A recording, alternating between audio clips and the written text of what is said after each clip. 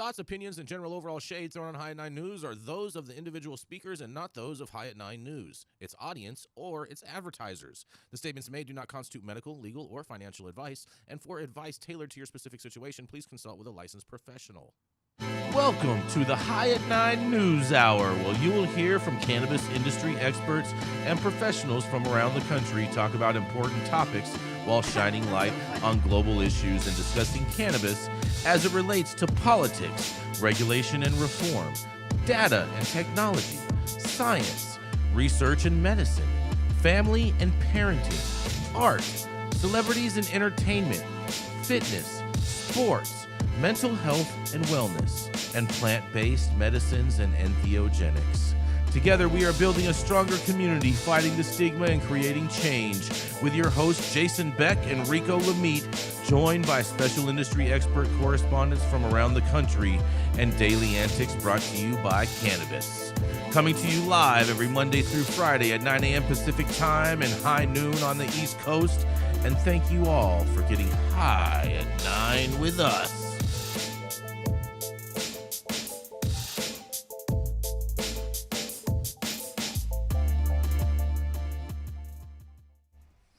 Oh, yeah. Good morning, everybody. That's right. It is Friday. That's right. Finally Friday, and it's May 10th, and today is National Washington State Day, you guys. National Clean Up Your Room Day. It's probably because of apples, Rico. But it's also National Clean Up Your Room Day for little baby Zozo. National Lipid Day. National Shrimp Day. No lobster? Yeah. National Child Care Provider Appreciation Day, because everyone loves their babysitter, right, Rico? No comment. Exactly. And, of course, it's also National Military Spouse Appreciation Day. Shout out to all those military spouses holding it down, making kids clean up their rooms and all of that good stuff. You know. Thank you all for joining us and getting high at 9 with us. It's also high noon on the East Coast. And please remember to like, share, and subscribe to us on all social media platforms. You can look up above on your screen to see exactly where we live on the internet. And we are live every Monday through Friday on YouTube, Rumble, Twitch, Twitter, Instagram, Facebook, and on our very own website at www.highat9news.com. But kicking it off first, that's right. It's the man who's having a bad hair day today. That's right. It's the dope dad himself, Mr. Rico Lamitte, who apparently maybe woke up on the wrong side of the bed because he's having a bad hair day, which is why he's rocking his stylish High at 9 news cap. That's right. It is the dope dad himself, Mr. Rico Lamitte. There it is. Look at that, bro. You got applause, bro. You got applause. There you go. There it is. Yes. There it is. That's my juice for the morning, because I'm going to need a little bit of that positive energy. And it ain't about the hair. It is all about the Supreme Court. We love the Supreme Court. So I'm sad to say I have a bit of bad news to report on this morning. A divided Supreme Court ruled yesterday that authorities do not have to provide a quick hearing when they seize cars and other property used in drug crimes, even when the property belongs to the so-called innocent owners. According to Mark Sherman of the Associated Press, the nation's top court by a 6-3 vote rejected the claims of 2 Alabama women who had to wait more than a year for their cars to be returned. Police had stopped the cars when they were being driven by other people, and after finding cannabis and cocaine in the vehicles, they seized the vehicles. Civil forfeiture allows authorities to take someone's property without having to prove that it has been used for illicit purposes. Critics of the practice describe it as, quote-unquote, legalized theft. Justice Brett Kavanaugh wrote for the conservative majority that a civil forfeiture hearing to determine whether an owner will lose the property permanently must be timely. However, he said that the Constitution does not also require a separate hearing about whether police may keep cars or other property in the meantime. Your boy, Jason. Human beer can, Brett Kavanaugh. In a dissent for liberal members of the court, Justice Sonia Sotomayor wrote that civil forfeiture is vulnerable to abuse because police departments often have a financial incentive to keep that property. In short, law enforcement can seize cars hold them indefinitely, and then rely on an owner's lack of resources to forfeit these cars to fund agency budgets, all without any initial check by a judge as to whether there is a basis to hold the car in the first place. Sotomayor wrote. The women, Halima Coley and Lena Sutton, filed federal lawsuits arguing they were entitled to a prompt court hearing that would have resulted in the cars being returned to them much sooner. There was no suggestion that either woman was involved in or knew anything about the illegal activity. Somebody else's car. Sutton had loaned her car to a friend. Police in Leesburg, Alabama, seized it when they arrested him for trafficking. And Sutton ended up without her car for about 14 months, during which she could not find work, stay current with her bills, or keep her mental health appointments, her lawyers wrote in court papers. Cully had bought a car for her son to use at college. Police in Satsuma, Alabama, stopped the car and found marijuana and a loaded gun. They charged the son with marijuana possession and kept the mother's car. The Supreme Court decision means months after years of delay for people whose property is taken, said Kirby Thomas West, a co-director of the National Initiative to End Forfeiture Abuse. It's a terrible name of your organization, at the Libertarian Institute for Justice. Meanwhile, owners of the seized vehicles will scramble to find a way to get to work, take their kids to school, run errands, and complete other essential life tasks. Justice Neil Gorsuch was part of Thursday's majority, but in an opinion also joined in Justice Clarence Thomas. Gorsuch said large questions about the use of civil forfeiture remain unresolved. Noting that civil forfeiture has become a booming business, Gorsuch wrote the court should use a future case to assess whether the modern practice of civil forfeiture is in line with constitutional guarantees that property may not be taken without due process of the law. So a lot there, and at least we can say it was a split court. Looks like Justice Clarence Thomas was on the opposition here, but it's mostly these. I have no idea why Gorsuch voted the way that he did, or he ruled the way that he did on this, when he's saying that, oh yeah, in a future case, like, why not do it this case so we don't have more people have their property taken, and you have no idea when you're going to get it back. Doesn't matter if you're even involved in the crime. It could have been somebody else having your car. Like they got to have something in place where people cannot be screwed over like literally for years without their car, or they don't have access to their home, or whatever it is. The cops end up auctioning this stuff off. They don't even have access to it. They don't get any kind of speedy recovery of their property. And what are you going to do about it? You end up creating more crime, because these people, a lot of these folks are poor. A lot of these folks are of color. And guess what? They don't have the opportunities anymore. They don't have transportation anymore. Guess what? They're most likely going to commit more crimes so they can cover the stuff that you have screwed them over for. So just my thoughts on the situation. I hope that they rectify this. And it's sad that civil forfeiture, we can't come to some kind of amendment on this civil forfeiture bullshit. And especially when it comes to cannabis. It's a bunch of bullshit. Period. All right. And so this is the conservative side of the court. And I don't know, man. I'm starting to think more and more as more of these cases come up. Maybe it's time to expand. I'm Rico Lamitte, the Dope's Dad on the Street for High at 9 News. Let's talk about it, Jason. Are you saying expand the Supreme Court? Pack the court, baby. No way. We already have too many crazy liberal judges. Pack the court, baby. Let's go. Pack the court. Crazy. Nonsense happening up there in the Supreme Land. I mean, well, it sounds like split nonsense, because you're saying it was a divided decision. What was the actual count on the vote, Rico, or on the decision? It was 6-3. 6-3. Yeah, I believe so. Yeah, 6-3. 6-3 with Clarence Thomas in the minority. Shit, that's weird, right? Mm-hmm. So weird. Yeah. I mean, asset forfeiture is definitely, I believe, is a weapon of law enforcement, and I'm a little confused as to why the Supreme Court would vote in this way, because everyone has due process, and I feel like this is a violation of your due process. You know, just like you have a right to a speedy trial and everything like that. I feel like this is almost like a commerce violation, seeing as how it's enabling you to be able to commence commerce. I want to read all of the breakdown of their the responses and everything, but I'm sure it has something to do with firearms and other Schedule I drugs and stuff like that. But I don't know, man. Like, they shouldn't be able to like take your shit indefinitely, especially if you're not even tied to the crime. Yeah, you can prove that vehicle, like the woman's son had weed and a gun in the car. Was it an illegal firearm or a legal firearm? It didn't say it was illegal. Okay. It said it was a loaded weapon. Okay. And the car's in the mother's name. So kid gets popped, he gets arrested, and now your mom can't even go to work. Well, right? And she doesn't get hurt.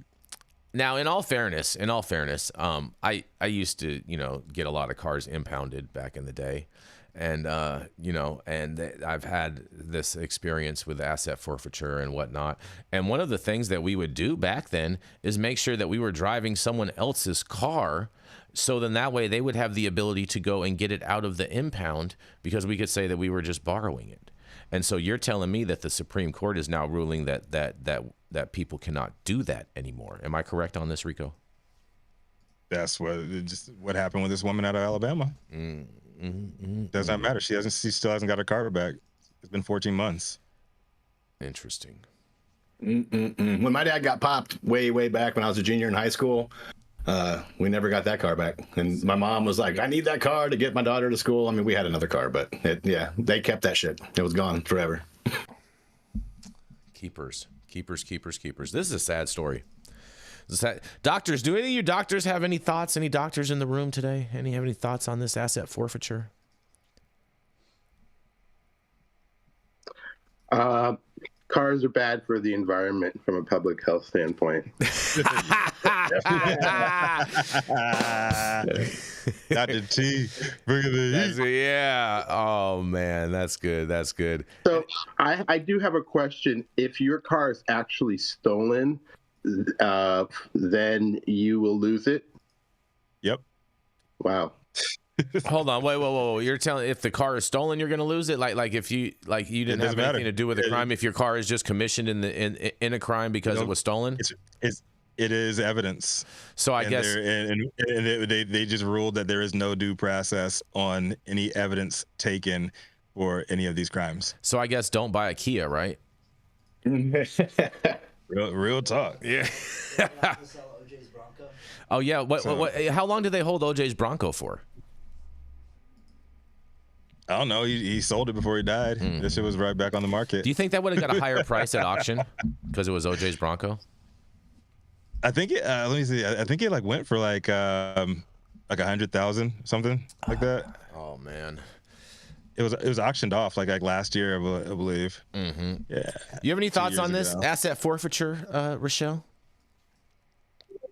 I feel like the man has always used this tactic to keep people like us down, right? Like, sure, they wanted to say they're using it for evidence, but I think we can all agree they're also just wanting to fuck with us too. So just saying. I agree with that. 100%.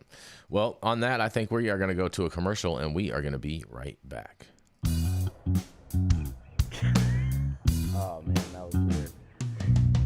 Hey, you America. Do I look like Sean Connery?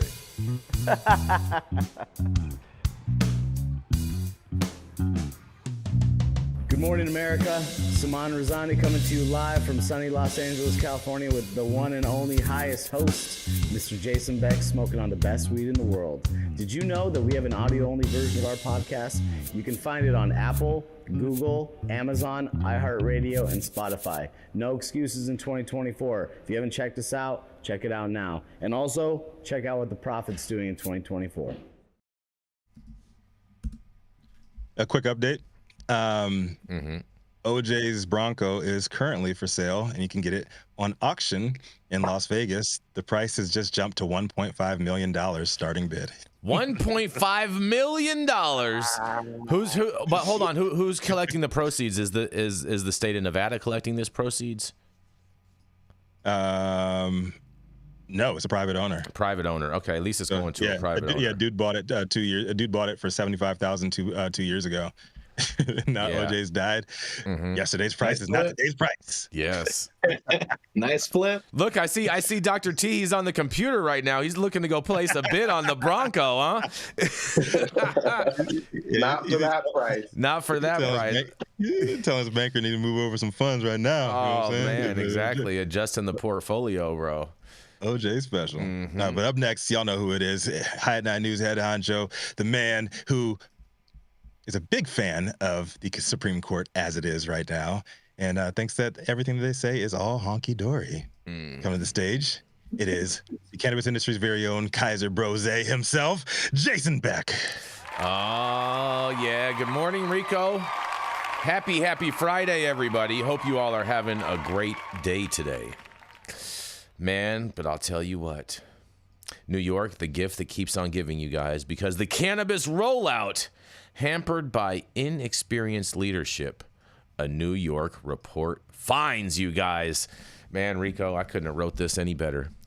A New York State review of problems in the Office of Cannabis Management found that 90% of applicants for marijuana businesses failed to get licenses, you guys.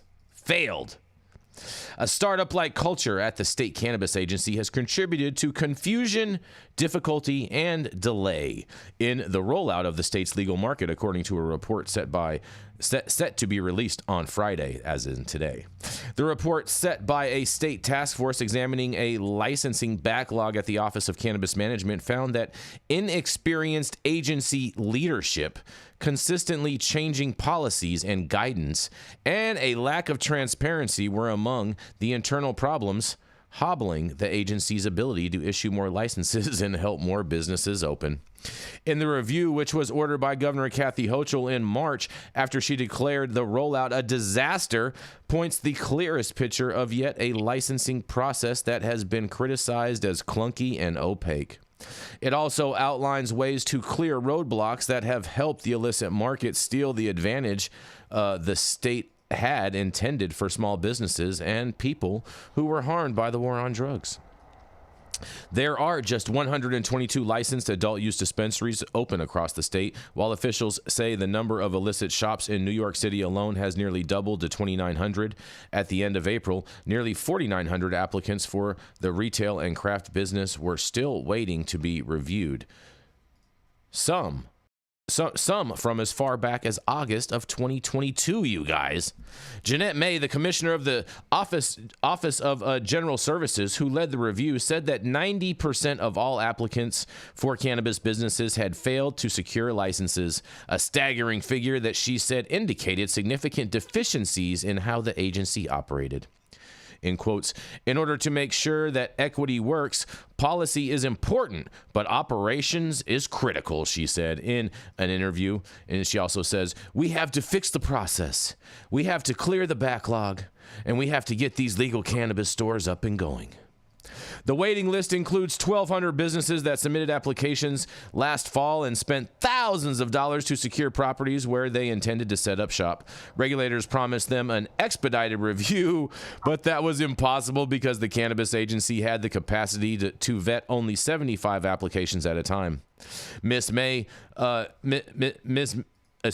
Moy said regulators also denied an additional 309 applicants without telling the applicants, some of whom have waited almost 2 years for a decision, the report said. Man, that would suck. The report recommended doubling the number of staff members devoted to licensing, developing a public dashboard to show the status of licenses, and issuing formal denials rather than leaving applicants in limbo. And the Office of Cannabis Management already appears to be implementing some changes based on the review. For the time, the agency is recommending that its board vote on denying some licenses, with the vote scheduled for Friday, and it has postponed a policy clarifying the review process for applicants submitted in the fall.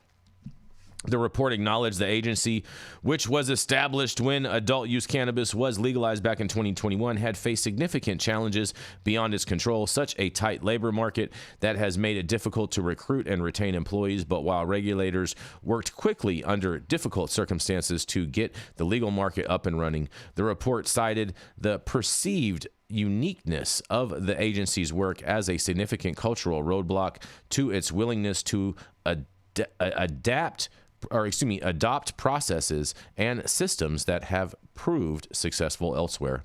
As a result, the state has lost months and millions of dollars that were spent developing several software systems that could have been adopted from other agencies, the report said. One effect of that was delays faced by those who applied for licenses in the fall and needed to determine whether their locations where they plan to open retail dispensaries or craft businesses were suitable.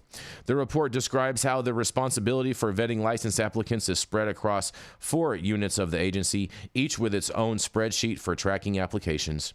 While most other agencies that dealt with licensing have a single person assigned to each license, the report said that at the time, 9 staff members touch each cannabis application, but no one is responsible for seeing them through the completion. This leaves applicants without a single point of contact to address concerns or fix deficiencies. Instead, they are directed to the general email addresses, and higher up in the ranks, there are 8 senior officials who report directly to executive director who leads the agency, but the bulk of the agency's operations, including enforcement and licensing, fall to just 2 of them.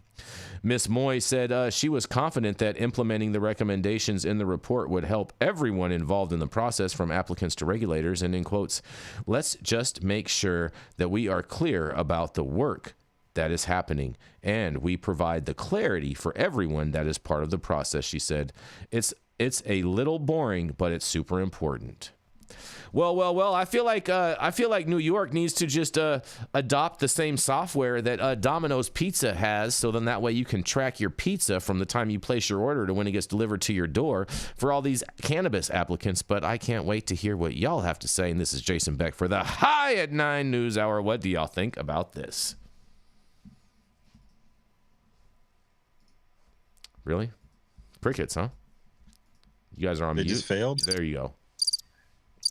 Like, I mean, what is the number? 90%. Do you know what the Rico. number was in California the first couple years? I have no clue, bro, but 90% of applicants failed. 90%. I know. This is what I'm trying to compare it to something. That's before a huge, get emotional with my response on this number.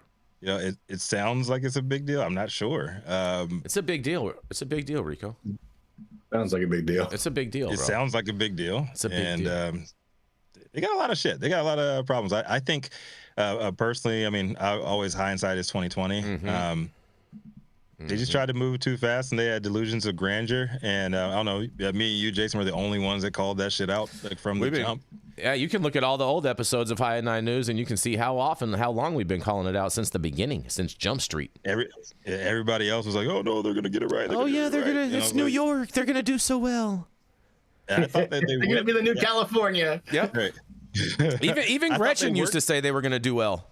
Yeah, I know. Remember that's where Gretchen still owed me $100 from that shit too.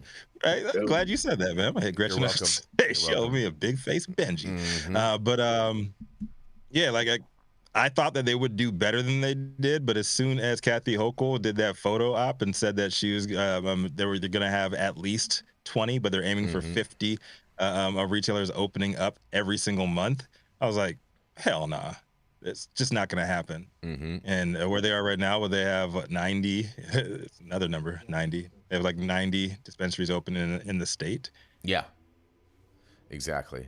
This shit is asinine. I just wonder if by the time the last state finally legalizes, maybe somebody will finally get it right. I don't think they're ever going to get it right. Especially with their little padlock policy. That ain't going to work either. I got a pair of bolt cutters in my trunk. Yeah, they screwed themselves by giving that prediction right? Be like, oh yeah, we want to be measured with our approach, but we expect things to happen quicker than what most of you may be expecting. That's all you got to say. You know what I really don't hope be putting for? hard numbers out there because people are going to hold you to account for that, and they had no framework at all. Remember they said that they had zero framework. Yep. You know what I'm really hoping for? I'm really hoping that New Jersey's cannabis board will cite this article and go into a Twitter war with New York's Office of Cannabis Management again. I'm hoping to see that over this weekend. Yeah, that would be great. That was fantastic when we saw that. They're throwing jabs at each other. Oh, that would be so good. Yes. Man. But fuck the drama, though, man. Just give these people their licenses. People need to get access to meds. Maybe these people shouldn't have licenses. Maybe that's why they didn't receive them. Well, how can we set them up for success, though? That was kind of my question. It's like, if all these people are failing, like, what are the states doing, or like what's the industry at large doing to ensure that they don't? Because clearly they don't know what they're doing, right? So what can we do to lift them up? What can the state do to lift them up to help them succeed? Maybe they could build them a pedestal. That's probably about it. Maybe they could use some of that union labor work to build these all guys some pedestals or some podiums. Jason. Just saying. I mean, they're not going to do anything else for them. They're going to tell them that they have to sell all the weed that's grown by all the hemp farmers, which is screws them. Yeah, I'm more of a fan of like learning from the miscues of others and building upon that in a positive way, rather than just like wishing more people go through this, because you are just hurting people's businesses. You're hurting their opportunity to feed their families, and you are just guiding people indirectly right back to the trap. Especially all the card licensees. I thought they were curves. We call it everywhere social, as we call it everywhere else, equity. Socialist equity. Yeah, these folks want to turn their lives around. They want to do the right thing, but they're not allowed to because of the state's miscues. And because they waited so long, you had all these other lawsuits come into play that pushed things back even further. So I don't know, man. It is one thing that New York excelled in was the was pushing all that business to the trap. All the fake trap shops opening up. They've done a great job with that one. Well, I mean, look at what they've done. Look at what they've done for the tobacco market. I mean, everyone's out there just selling rollies. You know what I'm saying? It's the same thing. Yeah. The Lucy's going on. Yeah, exactly. Yeah, the little Lucy's, exactly. Well, on that, we're going to keep this train rolling. Rico, you said we wanted us to learn something, you know what I mean? And so we're going to go roll right on into Dr. Gene Talleyrand, who's always teaching us a thing or two in the medical world. He's the founder of the CESC, and at one point in time probably wrote your parents' recommendation as well, right? Directly from Medican, which is still operating today, still writing tons of recommendations. All day, every day. That's right, is none other than Dr. Gene Talleyrand. Happy Friday, everyone. Thank you, Jason. Appreciate it. We have a lot of smart economists out there. Yeah. I don't understand why New York doesn't use the intelligence that's out there to make a better place. But anyway, my story today comes from a UK publication, Live Science News by Emily Cook. Could cannabis treat cancer someday? Here's what the science says so far. For decades, cannabis has been studied for its potential anti-tumor properties, but whether it can actually treat cancer is unknown. It may sound far-fetched that weed, the high-inducing plant that would cause reefer madness, could contain ingredients that shrink tumors. However, scientists have told Live Science News that there's some evidence that cannabinoids, the active ingredients found in cannabis, do have anti-cancer properties. There's no doubt about it. Cannabis has anti-cancer properties, says Wei Liu, senior research fellow at St. George's University of London. But the problem is, how do you translate that into the clinic? And that's a difficult question to address. Research studying whether cannabinoids directly shrink tumors is in its early days. At this point, it's been mainly limited to preclinical studies on human or mouse cells in lab dishes or in animals. Synthetic and plant-made cannabinoids have been shown to impede the growth of breast cancer, colorectal cancer, prostate cancer, and skin cancer. In animals, the cannabinoids were directly injected into the area around a tumor. However, the news is not all positive. Under certain circumstances, THC has been shown to promote tumor growth. That was in lung cancer. These differences could partly be explained by studies using varying doses and investigating distinct types of cancers, meaning THC could work for one type of cancer, but not another. There's a big difference between what you observe in a cell line in a petri dish compared to what will happen if you treat a human who has that cancer, says Dr. Michael Sodergren, head of the Medical Cannabis Research Group at Imperial College London. There have been only a few small clinical trials, and all have focused on just one type of cancer, glioblastoma, the most aggressive form of brain cancer. In 2006, scientists showed that THC injections directly into the tumor of brain cancer could safely and effectively inhibit their growth. The trial included just 9 patients with glioblastoma. In 2021, a separate research group published the results of a trial that included 27 people. One group of participants used a mouth spray containing a mixture of CBD and THC in combination with a traditional chemotherapy drug called temozolomide. Twice as many patients who received the cannabinoid spray were alive after 1 year compared to the group who received a traditional drug. It's possible that the cannabinoid spray helps push the tumor cells towards cell death, said Dr. Susan Short, a professor of oncology who led the research at the University of Leeds in the UK. Despite the progress, many questions remain about how cannabinoids might fight cancer at the molecular level. And do terpenes or other constituents in the cannabis plant contribute to the anti-cancer effect? According to Dr. Brooke Worster, an assistant professor of medicine at Thomas Jefferson University in Pennsylvania, the positive results are certainly worth investigating. In the meantime, patients should take the results of these studies with a grain of salt and not avoid taking treatments that are known to be effective. So do you know anyone who has recovered from cancer using cannabis? This is Dr. Jean Talleyrand with High at 9 News. I feel like this is good news, right, Dr. T? It's old news, really. Research is slow, but we've had these studies happening. They pointed out the glioblastoma study in 2006. You would think they'd move it along a little faster, but it's good that it's progressing.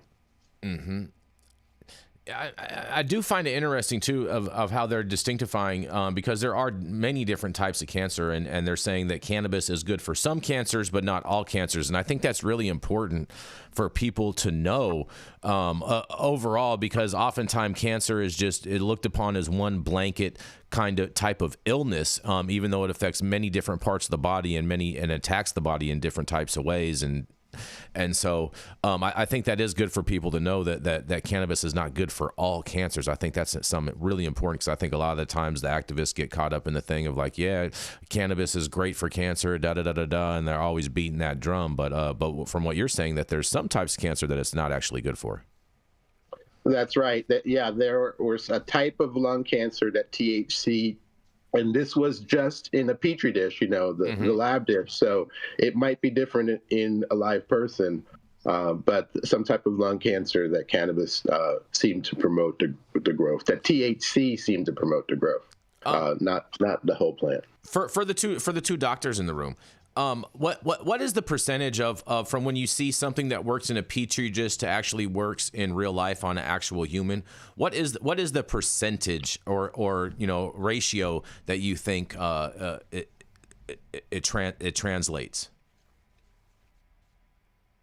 You want to do that, Mark? Yeah, it's very small, because in a petri dish you're just looking at a enzymatic assay, or you're looking at some cell culture, and the human body is much, much more complex.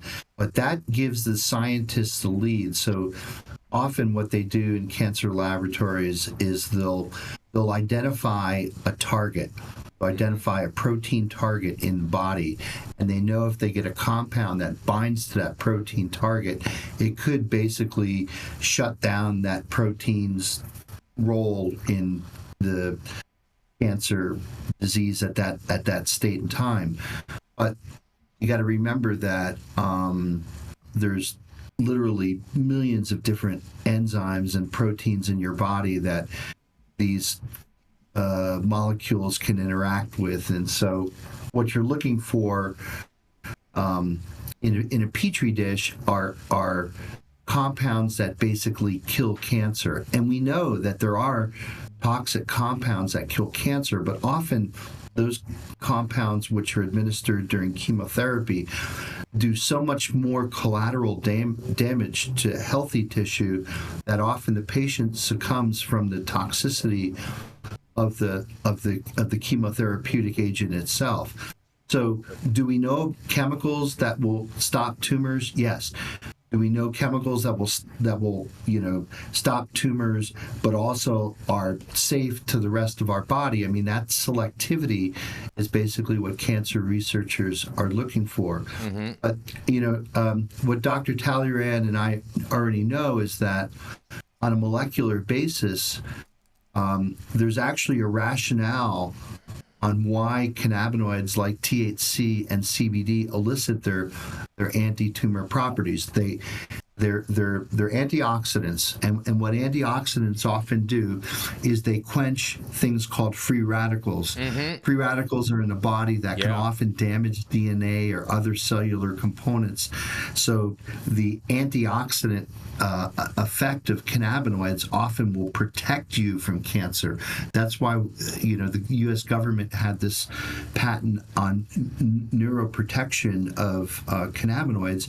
It's because basically they're potent antioxidants, and they're unlike things like vitamin C or ascorbate, which is water soluble.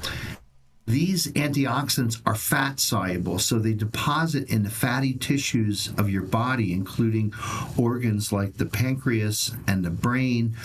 And so now you're basically fortifying those tissues with antioxidants that can basically intervene in cancer's progression. The other mechanisms by which cannabinoids elicit their anti-cancer activity is they're also anti-angiogenic. And so solid tumors have to thrive by recruiting vascular plumbing to feed it with a fresh blood supply. And that process is called angiogenesis. So what the tumor does is it emits these what are called vascular endothelial growth factors, which start sprouting blood vessels to the tumor. And when the tumor gets a fresh blood supply, the tumor will grow and thrive. Well, cannabinoids are known to be anti-angiogenic, so they basically keep tumors from growing by cutting off their blood supply. Another thing that I think Dr. Talleyrand pointed out is that they're pro-apoptotic.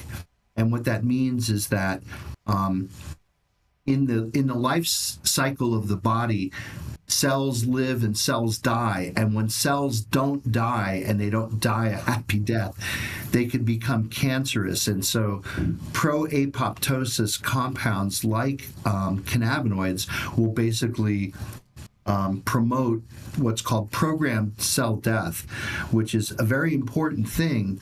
And they've actually shown that targets that cannabinoids hit basically elicit their pro-apoptotic action and then basically reduce tumors. So Dr. Mark, what you're saying is that if cells don't die the right way, they're basically kind of like White Walkers on Game of Thrones. They could turn cancerous, Jason. They could turn cancerous.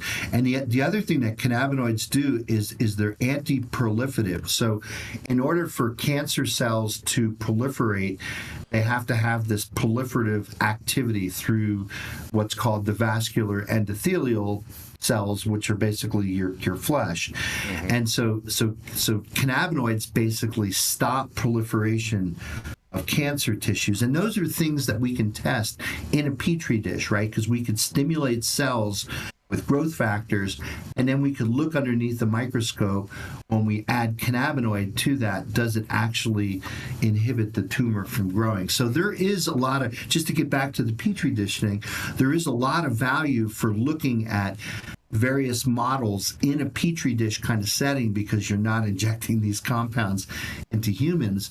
But I think the fact that cannabinoids are so safe and cannabinoids have been used by humans, I know people who have basically had stage 4 diagnosis and people with tumors and just went on a strict FICO kind of, fire all weapons, get as many cannabinoids into your body, and those tumors disappeared. So, anecdotally, yes, cannabinoids can basically attack tumors. I think what Dr. Talleyrand said is absolutely right on. Not all cancers are created equal, and part of it is being able to deliver the medicine to the tumor. If you have a solid tumor, like a glioblastoma tumor inside your brain, well, now you got to get the cannabinoids inside the brain. And getting things across the blood-brain barrier can somewhat be a challenge, especially for polar compounds. But I'll just finish by saying that, I think anecdotally, we know in dogs that have basically tumor growths, if you put, this is the Rick Simpson story, right? Apply cannabis, put as much on as you possibly can, and those tumors could potentially go away. So I think there needs to be more research, and I think we'll find that cannabis and cannabinoids do play a role in treating cancer. Yes, and I just want to touch. Oh, go ahead, Rico. I was going to say, somebody once told me that you'd be hard pressed to find doctors that would ever agree to taking chemo treatments themselves. Is that factual? Well, we're human too, and we also know it's kind of like a mechanic getting their car repaired at an auto shop. They sometimes prefer to do it themselves. They'll do it at their garage, at their home garage. Fair enough. Yeah, or sometimes they prefer to go to a specialist. But yeah, definitely, especially if you know what's happening behind the scenes. I think what cannabinoids can do, and Dr. Talleyrand, please chime in on this, is that like during chemotherapy, when you're just being inundated with these compounds, cannabis can help you eat, cannabis can help you sleep, cannabis can help return your body to homeostasis after you've been assaulted by this litany of very toxic compounds to try to kill these tumors. So maybe cannabinoids can play a role in chemotherapy to reduce nausea, to encourage eating, encourage regular sleep cycles, right, Jean? Because I would assume that just because you're getting cancer treated by chemotherapy, it is just there's a lot of collateral damage there, and maybe the cannabinoids can act to kind of help you back towards homeostasis, deal with that collateral damage. I mean, it was one of the first things the FDA approved for THC, and so we can prescribe Marinol for nausea and vomiting during cancer chemotherapy. And let me just point out too, one study that Professor Meshulam conducted showed that chemotherapy in children, so children get cancer, and when they're treated with chemotherapy, they often it's terrible. You undergo vomiting, and they can't keep any food down. So what Professor Meshulam found is that they could administer THC below the psychoactive dose, so just a few milligrams in an olive oil tincture underneath the tongue, completely blocked all chemotherapy-associated nausea. Now, why they're not using that more prevalent is beyond me. And just to go back to what we started on, you had mentioned free radicals, and correct me if I'm wrong, but I believe you breathe in around 10 million free radicals with every breath that you take, and free radicals are the same thing that makes cement crack over time. It makes hoses hard and brittle over time, and these are things that are always constantly fighting against you, and that's why it's important to live a healthy lifestyle. That's probably worse in LA than it is in Vermont. I could believe in that. I could. That's fair. You know what I mean? That's fair. Yeah, that's why free radicals are nature's very own Antifa. Oh boy. And on that, we're gonna go to a commercial. We're gonna be right back. The Control Tower from Highly Educated has perfected the dab. Utilizing the concept of thin film evaporation, you can waste none of it and taste all of it. The micro texture of the SE pillar increases nucleation at elevated temperatures. And with the tower propelling at 2,600 RPMs, it's certainly the most efficient dab experience to date. The Control Tower from Highly Educated.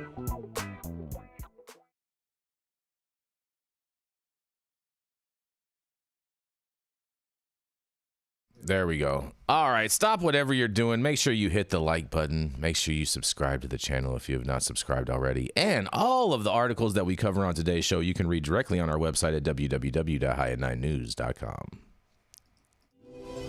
I'm Jason Beck, and this is Smoky Vanilla. And if you want to feel as good as I look, then you need to get a stretch and smoke with Smoky Vanilla. Hi, I'm Smoky Vanilla. I have my bachelor's degree in kinesiology, and I'm a sports massage therapist and stretch coach. I focus mostly on individuals that are in sport with chronic pain or injury. I love to intuitively create and customize a session based on the individual that I'm working with. We'll go over a few postural assessments, work together to create a wellness journey based on the health history, past injuries, or anything still affecting you today. And we'll get you back on your feet right away with less pain.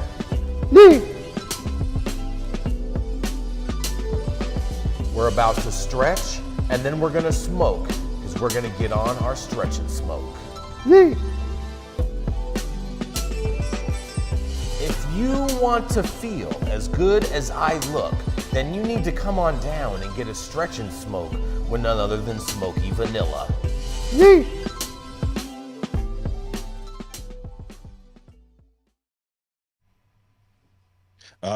Yeah, y'all. Special treat today.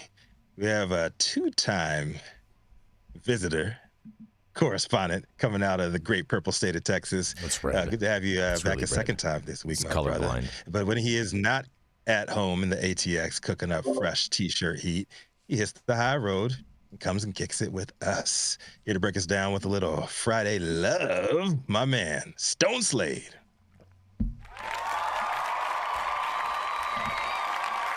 Thank you, Rico. Oh, extended applause. Yes. I like it. All right. Minnesota. Minnesota is no stranger to debates around cannabis regulation, but a new lawsuit is challenging the state's current approach. 4 residents who grow cannabis at home are using the state's Office of Cannabis Management, the state's Office of Cannabis Management, arguing that a constitutional provision from 120 years ago gives them the right to sell their surplus without a state license. Article 13, Section 7 of Minnesota's Constitution reads, "No license required to peddle.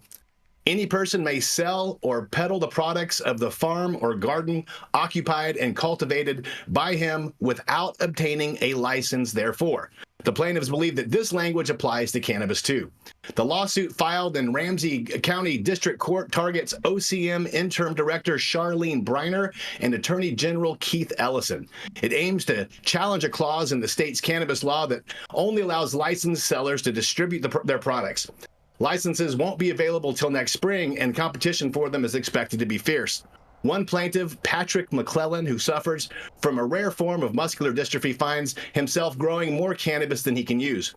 He wants to offset the cost of growing at home by selling the surplus to others in similar situations. Jeffrey O'Brien, the attorney behind the case, wrote to the Office of Cannabis Management seeking an opinion on whether home growers could sell cannabis without repercussions. In response, the OCM suggested that he reach out to county attorneys as their office doesn't issue advisory opinions. O'Brien said, "As long as we stay within the lanes that you set up of rules and regs, as long as we limit it to what can be grown legally, it would seem straightforward that you're able to sell the products off of those plants per Article 13, Section 7 of the Constitution." The suit is asking for clarity. Are home growers allowed to sell their products, or will the state continue to enforce its current rules? O'Brien emphasizes that his clients don't aim to flood the market, but to sell within the current legal growing limits. Now, the implications of this case could be far-reaching, affecting the entire structure of cannabis regulation in the state of Minnesota. As Oliver Steinberg, founder of the grassroots Legalized Cannabis Party, once wrote, Starting with the premise that cannabis is a plant, not a crime, we envision a peaceful community where growing a little hemp to smoke, share, or sell at a farmer's market is no more unusual than growing rutabagas or zinnias. But others, like State Representative Zach Stevenson, are skeptical. He believes the state has a strong interest in regulation. I bet he does. This isn't carrots or pumpkins. This is an intoxicating substance, he said.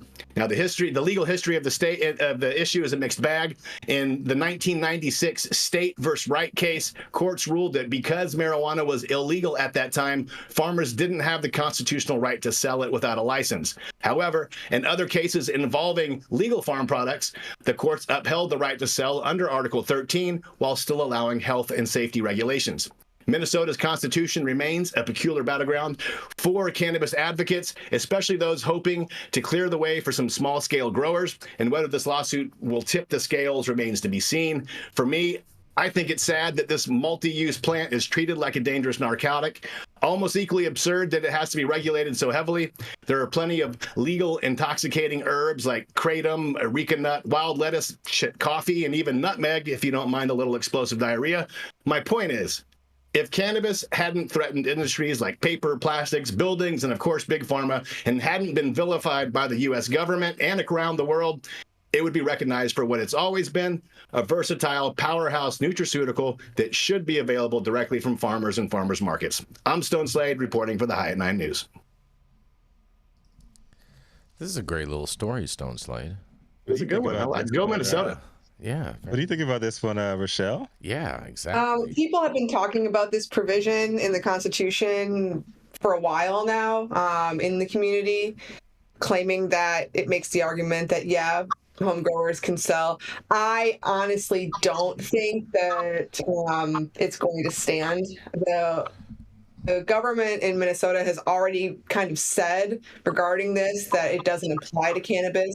If you look at cannabis law in Minnesota, it explicitly states that you can gift cannabis, you cannot sell it or have any sort of trade. You can simply just gift the 2 ounces and grow your 8 plants. So I really don't see this going through. I respect what they're trying to do with this lawsuit and set a precedent, but ultimately I think they're going to fail. Now, Creative. Over in Wisconsin, though, my fiance can sell his federally compliant cannabis products at the farmer's market, which he does. People walk up, they can smell the jars and buy it right there. So that's Hold very on a interesting. second. If you How want does to he eat have- farmer's market weed in Wisconsin? How does he have federally compliant cannabis in Wisconsin? That doesn't make sense.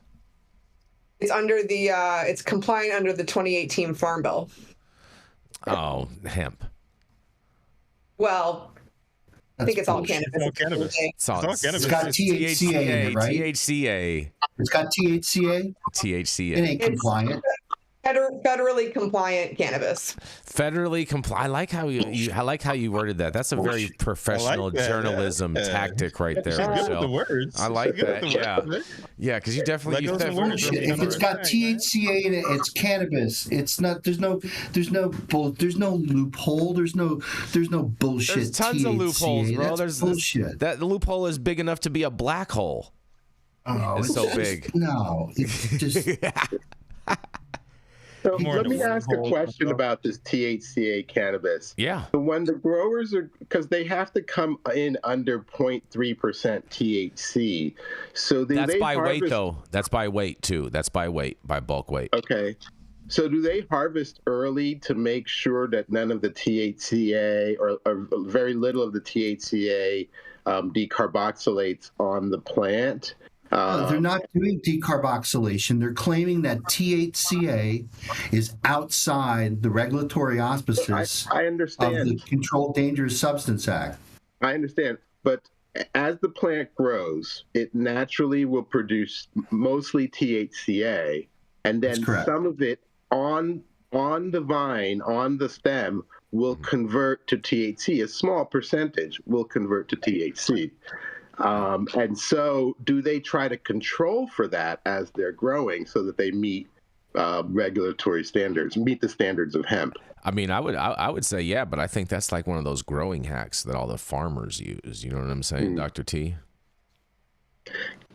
But I don't see. Yeah, so I have heard of. I have heard of things. I have heard of them THCA doing will things naturally like that. decarboxylate with time, right? Yep. So given a fair amount of time, But that's if you like take 3 THCA months. flower today and you look at it a year from now, it'll be mostly decarboxylated, just especially if you're not taking any careful, considerations over its storage. So what you're saying, yeah. so then in essence, what you're saying, Dr. Mark, is that the Farm Bill actually protects us from old weed by making sure that it hasn't decarboxylated yet, right? Itself. No, man. It's fresher. I tell you what, it doesn't say so in the Farm Bill, but it says in the Code of Federal Regulations that you have to decarboxylate. And if you decarboxylate his weed, you're going to find out it ain't federally compliant at all. It's high THC herb.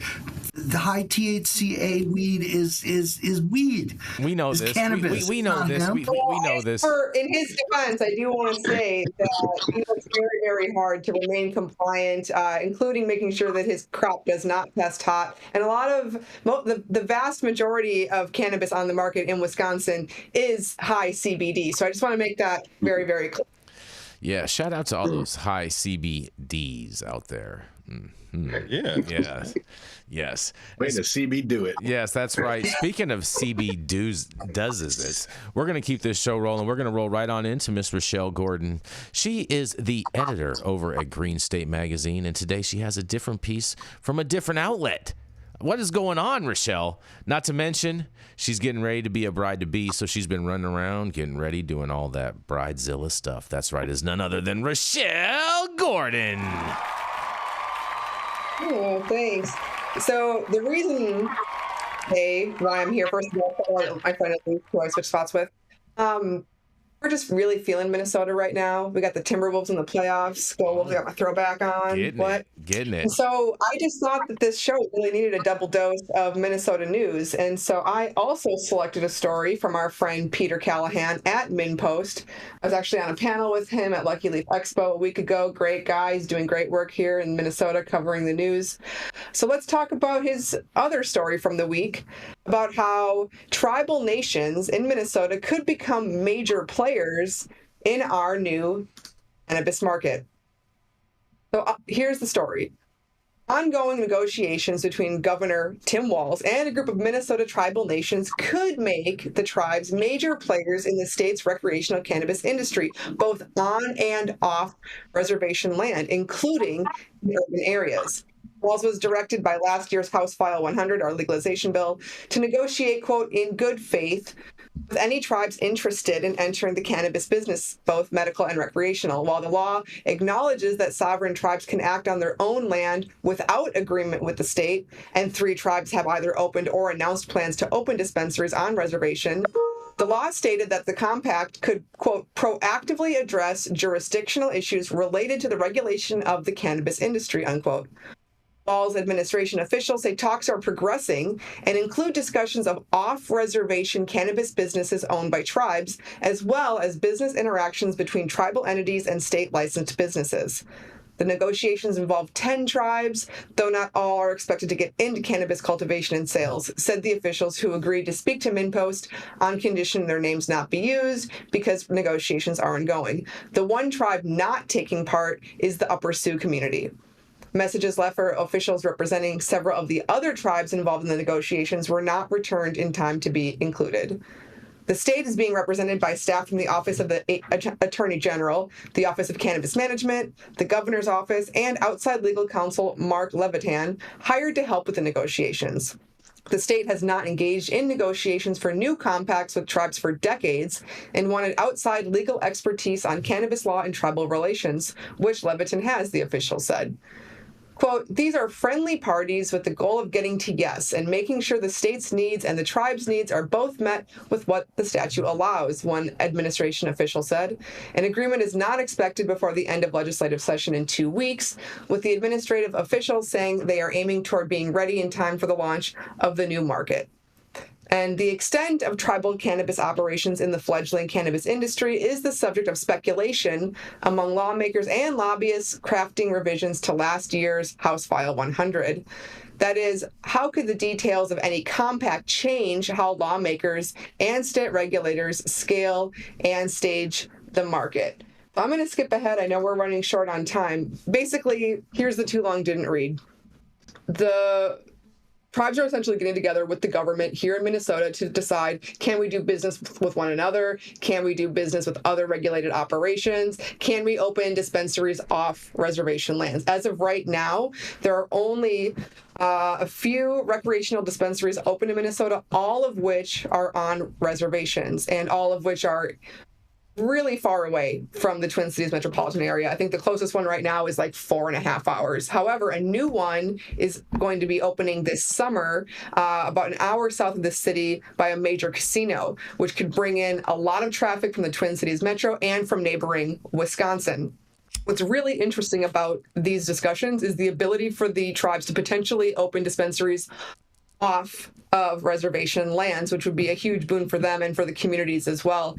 As of right now, they're opening a lot of cultivation facilities. I can tell you that. There's another one being opened in northern Minnesota I just read about this morning. And there's a chance, because the tribes are also considered social equity applicants, that they could be given some of the first meso business licenses here in Minnesota and actually be on track to become, as the article says, major players in this industry. I have yet to try any of the tribal cannabis, but I'm looking forward to once they open a new dispensary down south. So, Rachelle Gordon for Green State, but reporting for MinnPost today. What do you guys think about this? Tribal trees. Look at this. Look at this. It sounds like they're about to win out there, is what it sounds like to me. It sounds like they got all the pieces to move around all of the regulatory hurdles that most operators don't have out there, and it sounds like they're going to secure the bag. It's similar to like what Nuwu did in Nevada. Definitely. Yeah, it's been really, really interesting to see these conversations play out, and I think they're going to be setting up shop far sooner than anybody else, maybe even before the medical players here. So. I bet they do. Because I love this. Yeah, this is. Go ahead, Rico. Yeah, I'm saying I love this, and I hope that North Carolina just shuts the fuck up and watches how the other states do it, and let these tribal nations do their damn thing. Mm-hmm. I'm curious if their product is good. I know here in California it is because they're intertwined into the culture, but I don't know if tribal nations have a lot of experience in growing cannabis. Yeah, I'm interested in trying it. I haven't had a chance yet. I've seen it, but I haven't tried it. What I saw, I was kind of like, but I also don't know how long the guy who had it in his possession, what kind of storage was being done, if it had decarboxylated. So I'd like to see some fresh shit. Well, hopefully I will soon, and I'll report back. At the same time, too, wouldn't it kind of be hard to judge, because most people that are going to be judging it aren't really going to know what real weed really is, and so they're not going to know any better or any different. They're just going to think it's good because that's what they're getting. Right. Rochelle's going to be judging it. What's that? Yeah. Rochelle's going to be judging it. She knows. I'm the ultimate authority on what weed is good in the state. Yeah. All right. I'm not mad at that, Rachelle. I'm not mad at that. Just because you're from a prohibition state does not mean that you're not a connoisseur, Jason. Come on, I didn't say that. I'm talking about the average. I didn't mention Rachelle in particularly in any way. That's trying to stigmatize me right there. Rico. You over there, man, typecasting folks. Shit. Oh boy. Not everyone can smoke the best weed in the world, I agree with that 100%, Rachelle, because if everybody else was smoking the best weed in the world, there wouldn't be any left for me. It's fair enough. Jason is the THCA of our show. If herb grown on a reservation is so good, why is substance abuse and alcoholism and suicide rates so much higher? Because they haven't had the ability to grow on their land yet, Dr. Mark. They're just now getting that ability. I don't know about who you're thinking of, but the natives that I know have been growing for 30 or 40 years, and they rely on that as important income on the reservation. Sounds like you got some trapping natives up there, Dr. Mark. Well, the natives out east here have been dialed into this for a while. I mean, fair enough. I mean, who wants to go and enforce in the snow? They don't play by our rules, Jason. They don't have to. It ain't trapping to them. Fair enough. Up there in they do business. The north. That's Yes, right. indeed. You ready to roll into Dr. Mark Rico? Yes, sir. We're closing us out today. Is the highly recognized New England-based organic chemistry expert. It always brings us the Friday heat. Coming to the stage, the professor, Dr. Mark, is in the building to break us off. Get your notepads ready, because he's going to get some motherfucking education for that ass. Well, thank you, Rico. I think that was an intro. Yes. Are you done? He's done. I'm Okay, waiting for the applause. I stretched it out because I couldn't hear no applause coming. there you go. Well, thank you. Happy Friday, everybody. Rachel, you're going to love this. I chose a story from Green State today. I'm going to talk about Kara. Am I saying your name right? Whitestock? Wheatstock. Wheatstock. And I'm going to talk about Kara Wheatstock's article entitled "Hemp Experts," if there are such a thing, reveals surprising rescheduling impacts. So now they're talking about, the 800-pound gorilla in the room, right? Which is not cannabis. It's hemp, right? Which has proliferated since the Farm Bill. And mix a little bit of Farm Bill, a little bit of capitalism, and a little bit of humans' desire to get high, and you have what we have, right? Okay, so cannabis rescheduling took the U.S. news cycle by storm last week following the DEA recommendation. The process of taking the plant from Schedule 1 to Schedule 3 will likely take 1 to 4 years. Really? 1 to 4 years? Is this the speed of our government? Holy shit. It's going to be like in the next administration by the time this thing rolls out. So 1 to 4 years to review government offices, public comment, and administrative hearing. Well, that's useful. So at least they're going to be taking public comment. So it doesn't sound like the move from Schedule 1 to Schedule 3 is a done deal, right? Because if they're going to take public comment and they're going to kind of retool this thing, maybe Schedule 3 is just going to come unwound. So with a long road ahead starting to form, much of the weed world is speculating on how many various sectors like the hemp THC, Delta 9, and THCA, there it is, right? Hemp THCA, and the like. So this article asks that question, is looking at what's going to happen to that hemp market. So the truth is that rescheduling shouldn't have much of an impact on these developing hemp-derived markets for a few reasons. First, Schedule 3 won't be official for some time. Secondly, the nationally available THC products maintain compliance through the 2018 Farm Bill. Well, that's not the case with THCA, because it says in the Code of Federal Regulations that you have to report the total THC, which is the amount of THC that's measured, but also the amount of THC times 87% to convert that over into THC, right? So saying that it's all compliant, I think, is a lot of shit. So hemp THC in Schedule 3. Shadia Torabi, president of the Texas Hemp Coalition and co-founder of the hemp brand Restart, is more keen on hearing Farm Bill amendments and updates on state bills rather than the market regulating, or rather than the market rescheduling news.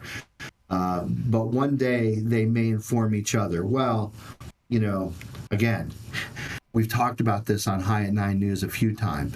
The regulatory jurisdiction for the U.S. Department of Agriculture ends at harvest. Right? So how is something in the Farm Bill going to change what's being chemically done to CBD that comes from hemp, right? Doesn't solve the problem. Bunch of hot air. So given the original framework and the recently released interim frameworks, it doesn't appear that the possibility of rescheduling is impacting hemp THC as for now, Tarabi said in a statement shared with Green State. In fact, I think hemp THC could possibly be the pathway for operators in the adult use market who would be negatively impacted by the rescheduling of marijuana to Schedule 3. House Agriculture Committee Chairman Glenn T. Thompson, Republican from Pennsylvania, introduced an overview of the new bill to the group in early May. Markups of this edition are scheduled for May 23rd. Other members of the committee have been quick to point out poison pill policies that may be sinking the bill easily, like cuts to nutrition assistance budgets. Farm bill answers aren't due to come for some time, but the final version is nearer than Schedule 3. So the final version of the Farm Bill is going to be published before Schedule 3 is going to go into effect. The final deadline for the new bill is September 2024, so that's just in a couple months. Until then, Torabi's theory is that the hemp THC market in industry marks an interesting view, two spaces that may eventually play with each other eventually. So making the jump from state-regulated weed to hemp, many popular state-regulated cannabis brands have jumped to hemp-derived pot products. So wonderful. In the last year, most are seeking opportunities after being stifled by overregulation, taxation, and more regulated markets. Latin cannabis and lifestyle brand Mesobis previously only sold its gomitas in California, recently took them nationwide with hemp-derived THC.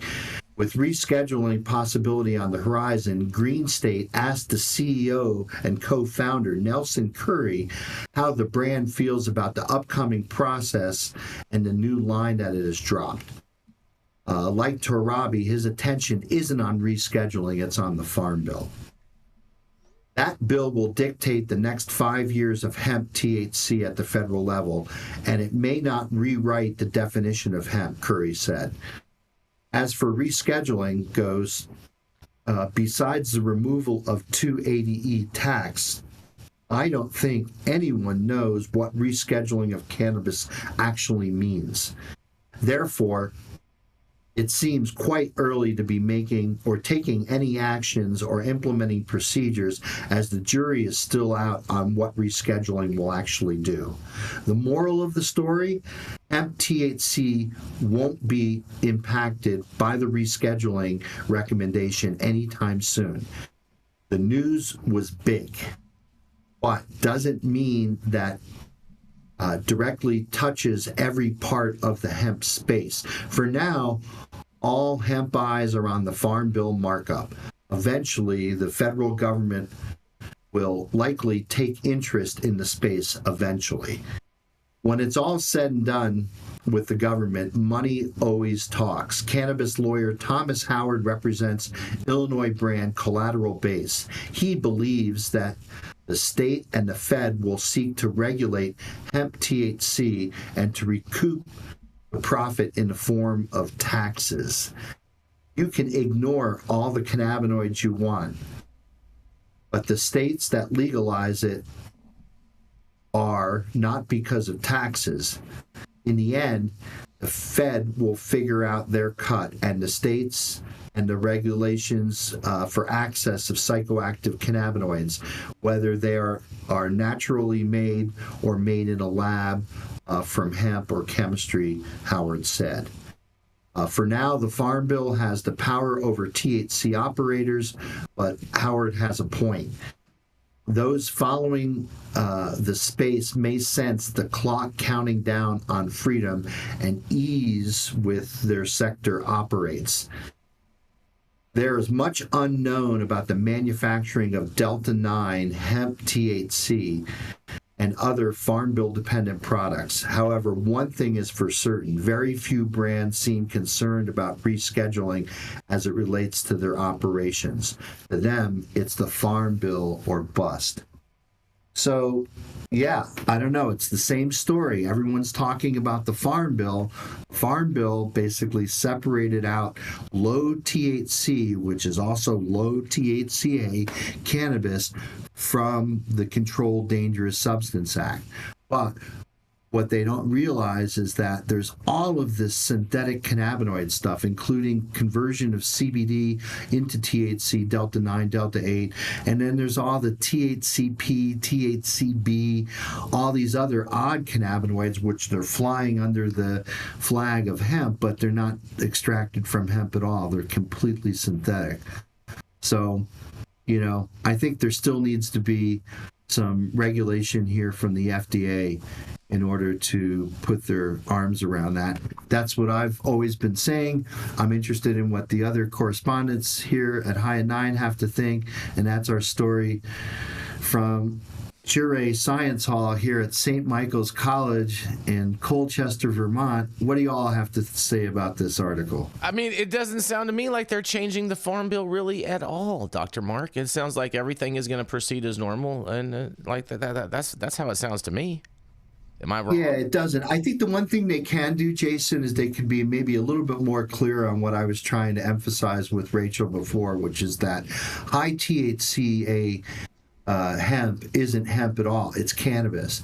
And I think they needed to put that language into the front end of the Farm Bill. If you read through the Code of Federal Regulations, you do, according to the USDA, have to report the total THC number. And the total THC number is what you measure in decarboxylated THC plus THCA, 87% of that THCA content, because when you smoke that, all of that THCA gets converted into high THC. So, you know, again, we've talked about this several times. There is no loophole. There's just a bunch of people who are incurring a whole lot of risk, but making a whole lot of money. So kind of like the old saying, with risk comes reward. Yep. And that's, a hefty billion-dollar opportunity that people are taking advantage of. Very true. Very true. What do you think? What do you think, Rico? I'm just, waiting for the day where United States law respects science and know that cannabis is cannabis. Oh, well, the Controlled Substances Act, it's all still the same definition. Classify it as cannabis, get rid of marijuana. What is marijuana? That's just a word that they use. It's all cannabis sativa L by definition. I think the article points out a very interesting trend, though, is that people who are frustrated in regulated cannabis markets are basically now switching over to hemp. Yep. Because there's no testing requirements. Yeah. You have a much larger addressable market that goes beyond the borders of the state you live in. Yep. You can sell on the internet. Yeah. Everybody else is doing it. So it doesn't seem like the FDA is shutting down any of these people who are synthesizing cannabinoids. So if you can't beat them, guess join them. Look at that. Look at that, Dr. Mark. Look at that. If you can't beat them, join them. Man. Yeah, and the trap lives on. The trap lives on. Yeah, the trap always wins. The internet always wins, and Donald Trump always loses. Any thoughts on this, Stone Slade? Before we close out. I mean, any thoughts on this, Stone, before we get out of here? Rachelle? No, I got nothing to say about this. It's beating a dead horse for me. Man, you don't love kicking a dead horse, huh? Just trying to make some you're glue, from man. Texas. You're Come just on, from bro. Texas, I'll leave that bro. to Christy Nome. I'm sure that's on her list. Hey! Oh, boy. You got anything, Rachelle? I agree wholeheartedly that it's all cannabis, and frankly, I'm just sick of the whole hemp versus marijuana, whatever. It's all cannabis, just different seeds. Different seeds. Look at that. Different seeds for different needs. Mm-hmm. You betcha. Different seeds, you guys. And on that note, Thank you all for joining us for yet another episode of High at 9 News. It has been a splendid week to be with you all. Catch us live weekdays, 9 a.m. Pacific, high noon on the East Coast. Big shout out to the Superfan Show and Loved, getting their comments posted live on the big screen. Our live audience and online supporters catching us all across all media platforms, tuning in each day to the headlines of chaos, also known as the developing cannabis industry. Our vetted correspondent team tuning in from all over, bringing this much-needed variety of perspective, your respected opinions to the table. Our production team, Cloud Media Partners, sponsors keeping the lights on, and our AV struggles to a minimum. Adam is back like he left something. And right back like cook crack back there. And feathering the hell out of his hair. I love it. Yes. But also, as always, Cannabis TVL, the reason we show up to read these stories every single day. Thank you, too. It has been Friday, May 10th, 2024. The show's over. You've all been blessed with the top industry headlines. Hope it's enough for you to put in your pipe and smoke at least until Monday. My name is Rico Lamitte, the dopest dad on the street for High at 9 News, cannabis industry's #1 daily news show. I think today we're going to give it to Dr. Mark in the Dark. What you got for us? Going to take us out? Good doctor. Thank you, Rico. Well, have a great weekend. And remember, it's Mother's Day. We all have mothers, right? So you should call your mom if she's still around on Sunday. But remember that maybe the most important mother of all is the mother that we call Plant Cannabis Sativa. She's a beautiful lady. She's given birth many times. And why don't you hug a cannabis plant on Mother's Day? Peace, folks. Yeah.